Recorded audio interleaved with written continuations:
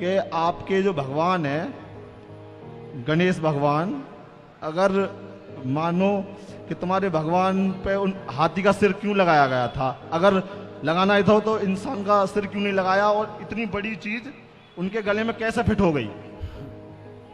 नहीं, तुम्हारे भगवान सही नहीं है, और मतलब उन पे तुम वो विश्वास मत करे करो। अरे उनसे बोलना कि हमारे भगवान में, गणेश जी में मनुष्य का जो सिर है, मनुष्य का धड़ है, उसमें हाथी का सिर इसलिए फिट हो गया क्योंकि फिट करने वाले शंकर जी थे। इस धरती के पहले सर्जन शंकर जी हैं। सर्जन मतलब सबसे पहले बड़ा ऑपरेशन करने वाले, है ना, समझ रहे हैं? शंकर जी ने ऑपरेशन कर दिया। तो हाथी का ही क्यों किया, मनुष्य का क्यों नहीं करा? अरे भाई, गणेश जी को हाथी का इसलिए किया क्योंकि उस समय शंकर जी ने कहा था कि जो एक शर्त थी कि जो जानवर, जो लोग ऐसे सो रहे हों अपने बच्चों की तरफ पांव करके, उनका सिर ले आना। तो कोई मिला नहीं, हाथी मिला तो हाथी का सिर ले आए। शर्त थी वहां पे, इसलिए पहला। दूसरा प्रश्न ये नहीं, पहले इसका पूरा हो जाए। गणेश जी का जो स्वरूप है उससे हमें समझना क्या है, सीख क्या मिलती है, वो शिक्षा लेना चाहिए। गणेश जी का पेट बड़ा है, कान भी बड़े हैं। गणेश जी के कान कैसे हैं? बड़े। गणेश जी कहना ये चाहते हैं कि ज्यादा से ज्यादा सुना करो और बातों को अपने ही पेट में रखा करो, किसी से कह ना दिया करो, क्योंकि कहने से बात बिगड़ जाती है। तो बड़े कान मतलब ज्यादा सुनो। गणेश जी का मुंह किसी ने देखा आज तक? हाथी का मुंह नहीं दिखता, अंदर होता ना, सूंड लटकी रहती है। मानो ये है, कान बड़े बड़े हैं पर मुंह दिखता ही नहीं है, तो सुनना ज्यादा है, बोलना कम है। ये गणेश जी का स्वरूप हमें शिक्षा दे रहा है कि सुनना ज्यादा है और बोलना कम। बोलो, ज्यादा सुनो। जो ज्यादा सुनता है, कम बोलता है, वो सुखी रहता है। जो ज्यादा बोलता है वो बहुत दुखी होता है। इसलिए उनसे बोल दो जो आपसे बोल रहे हैं। बोले हमारे यहाँ हर देवी देवता का एक साइंटिफिक कारण है। गणेश जी चूहे पर क्यों बैठे हैं? इसलिए बैठे हैं, गणेश जी हैं बुद्धि के देवता और चूहा है तर्क, कुतरता रहता है। तो बुद्धि हमेशा तर्क पर ही सवार होती है, इसलिए गणेश जी का वाहन चूहा है। अब समझाओ उन मूर्खों को, देखने से नहीं होता। अब देखने से तो हम कहें कि मुर्दे की पूजा करते हो भाई, कोई लोग, हम लोग कहें किसी को कि भाई तुम तो मुर्दे की पूजा करते हो, है ना? तो कहने से नहीं है, उनके अपने भाव हैं, हमारे अपने भाव हैं। वो अपने काम करें, हम अपने को करें। उनकी मान्यता वो माने, हमारी मान्यता वो माने। उनकी मान्यता को हम ना नकारें, हमारी मान्यता को वो ना नकारें। ठीक है? इसलिए कोई क्या कह रहा है कहने दीजिए। कहने को तो फिर बहुत सारी बातें हम भी कह सकते हैं, आप भी कह सकते हैं, लेकिन हमारे जो देवी देवता हैं वो कुछ ना कुछ संदेश दे रहे हैं। और हमारे यहाँ गणेश जी का सिर इसलिए हाथी का है क्योंकि हाथी को हम लोग पूजते हैं, और गणेश जी से इतनी सारी शिक्षाएं तभी निकलती जब उनका सिर हाथी का होता। इसलिए बहुत कुछ कह दिया। एक छोटे से एक पेंटर पेंटिंग बनाता है, वो कुछ कहता नहीं, उसकी पेंटिंग सब कुछ कह देती है। समझदार के लिए इशारा काफी होता है, हाँ या ना? हाँ जी, तो समझदार है तो इशारों से समझे गणेश जी के इशारों से, नहीं समझदार है तो फिर बातें बनती रहेंगी।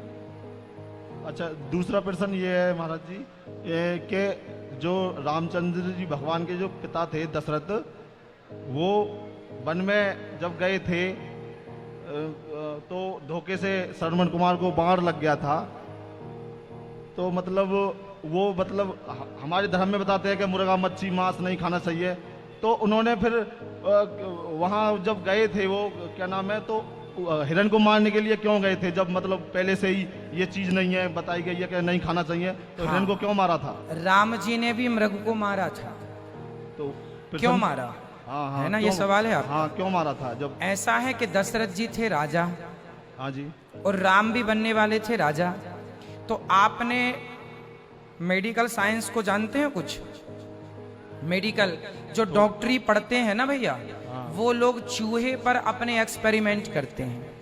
जो डॉक्टर बनने वाले होते हैं विद्यार्थी, हम और आप, वो चूहे को काटते हैं, फाड़ते हैं, और आदमी पर तो रिसर्च कर नहीं सकते, तो अपनी दवाइयों का चूहों पर रिसर्च करते हैं।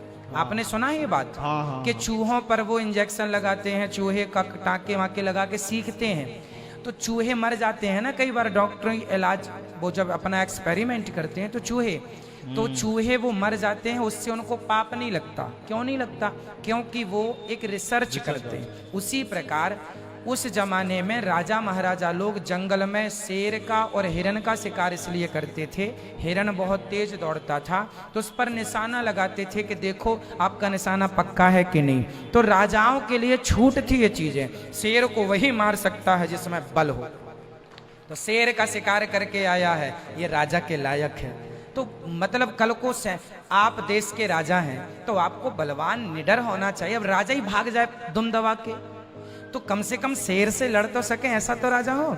इसलिए उस जमाने में सिर्फ राजा, आम पब्लिक नहीं, सिर्फ राजाओं को शिकार का अधिकार था। तो निशाना तो और किसी चीज पे भी लगाया जा सकता है ना, और तो किसी चीज, किसी की हत्या करनी जरूरी थोड़ी है। हाँ, किसी और पर लगाया जा सकता है, पर एक नियम बना है। जैसे डॉक्टरों को फिर चूहा ही क्यों, और पे एक्सपेरिमेंट क्यों ना कर लें? चूहे पर ही क्यों? चूहे की भी तो हत्या हो जाती है डॉक्टरों के कारण, मर जाते हैं। बंदरों पर एक्सपेरिमेंट करते हैं उन लोग, बंदर भी मर जाते हैं। क्यों? कुछ चीजें हैं आपके लिए, एक के लिए, डॉक्टरों के लिए छूट है। हम चूहा मारे तो पाप लगेगा, पर डॉक्टर मारे अपने एक्सपेरिमेंट के लिए तो नहीं पाप लगेगा। उसी प्रकार राजा के लिए, राजा भगवान का दर्जा होता था, प्रजा के लिए राजा कौन है? भगवान। इसलिए राजा को कुछ चीजें माफ थी, उनको आरक्षण दे रखा है शास्त्रों ने कि आपको इसका दोष नहीं लगेगा, आप कर सकते हैं शेर का शिकार, हिरण का शिकार। अच्छा, पहला। दूसरा कारण ये था कि जो राजा महाराजा जंगल में जो दुष्ट, क्या जानवर भी ना, कुछ जानवर दुष्ट हो जाते हैं जो दूसरों को सताते हैं, ऐसे दुष्ट जानवरों को वो मारते थे। हिरण का शिकार करते थे, पर सारे सामान्य हिरणों का नहीं, जो हिरण दूसरे हिरणों को परेशान करने लग जाएं, जो अपना रौब जमाने लग जाएं, ऐसे हिरणों का शिकार कर देते थे कि ये जाएगा तो और हिरण ठीक ठीक रहेंगे, इसलिए भी शिकार करते थे। राजा है, आदमी गलत करेगा दंड दिया जाएगा, जानवर भी गलत करे जानवरों के संग तो दंड नहीं दिया जाएगा। तो राजा का न्याय है सबको दंड देना, तो राजा अपना देता रहता है, इसलिए गलत नहीं है। ठीक है, वो उस नजरिए से देखना पड़ेगा। ठीक है, गुजरात। खुश रहिए।